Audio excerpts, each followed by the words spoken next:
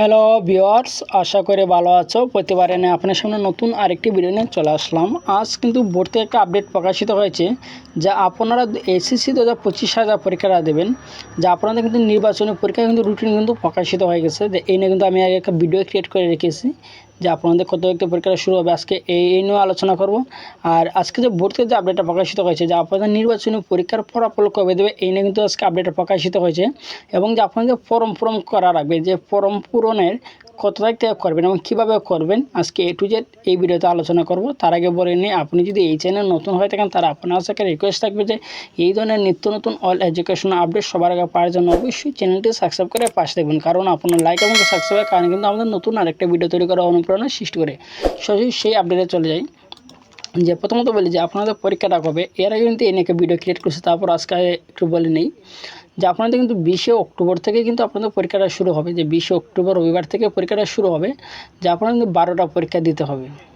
12টা পরীক্ষা কিন্তু দিতে হবে। আপনাদের পরীক্ষা শেষ কিন্তু যে 5 নভেম্বর 2024 মঙ্গলবার পরে কিন্তু আপনাদের পরীক্ষা কিন্তু শেষ হবে।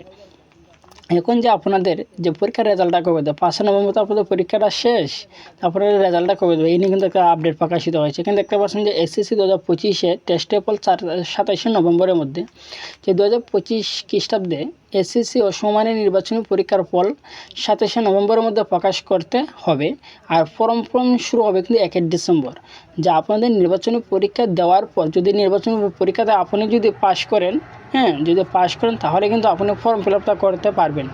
যদি এটা যদি ফেল করেন তাহলে কিন্তু ফর্ম ফিল আপটা কিন্তু করতে পারবেন না। ঠিক আছে, যে আপনারা মনে করেন যে যদি দুইটার মধ্যে ফেল করে, যে প্রতি বছরই আমরা দেখি যে দুইটার মধ্যে ফেল করলে কিন্তু তারা ছেড়ে দেয়, স্কুল থেকে কিন্তু ছেড়ে দেয়, কিন্তু আপনি ফর্ম ফিল আপটা করতে পারবেন। ঠিক আছে, এর একাধিক বিষয় যদি আপনি ফেল করেন তাহলে কিন্তু আপনি যে ফর্ম ফিল আপটা করতে পারবেন না। যদি ফর্ম ফিল আপ না করেন তাহলে কিন্তু যে আপনি যে বোর্ড পরীক্ষা কিন্তু দিতে পারবেন না। ঠিক আছে, তার জন্য একটু সতর্ক হয়ে যান যে পরীক্ষার জন্য 12 প্রিপারেশন নেন।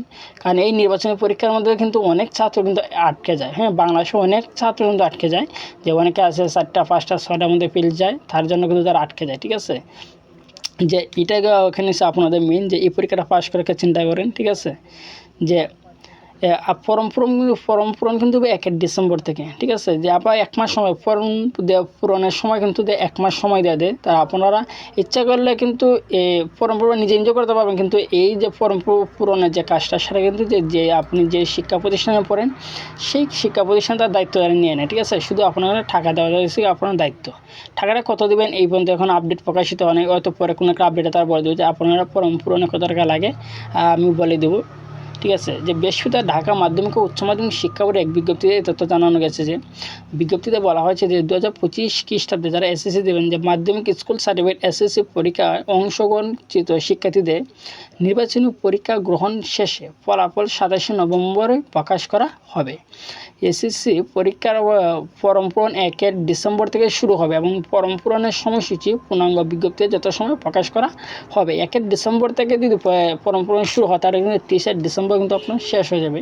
প্রতি বছরই কিন্তু 1 মাস সময় দেওয়া হয় যে ফর্ম পূরণের। ঠিক আছে, এই দেখতে পাচ্ছেন কিন্তু বোর্ড থেকে কিন্তু আপডেট প্রকাশিত মাধ্যমিক উচ্চ মাধ্যমিক শিক্ষা বোর্ড ঢাকা বিজ্ঞপ্তি সকল শিক্ষা প্রতিষ্ঠানের প্রধান এবং সকলকে জানানো যাচ্ছে যে 2025 সালে মাধ্যমিক উচ্চ সার্টিফিকেট এসএসসি পরীক্ষার অংশগ্রহণকৃত শিক্ষার্থীদের নির্বাচনী পরীক্ষা গ্রহণ শেষে ফলাফল আগামী 27 নভেম্বর 2024 তারিখের মধ্যে প্রকাশ করা হবে এবং এসএসসি পরীক্ষার ফর্ম পূরণ আগামী 1 ডিসেম্বর তারিখ থেকে শুরু হবে। ফর্ম পূরণের সময়সূচি পূর্ণাঙ্গ বিজ্ঞপ্তি যথাসময়ে প্রকাশ করা হবে। ঠিক আছে, এখানে দেখতে পাচ্ছেন প্রফেসর মোহাম্মদ আবুল বাসার, পরীক্ষা নিয়ন্ত্রক, মাধ্যমিক এবং উচ্চ মাধ্যমিক শিক্ষা বোর্ড ঢাকা।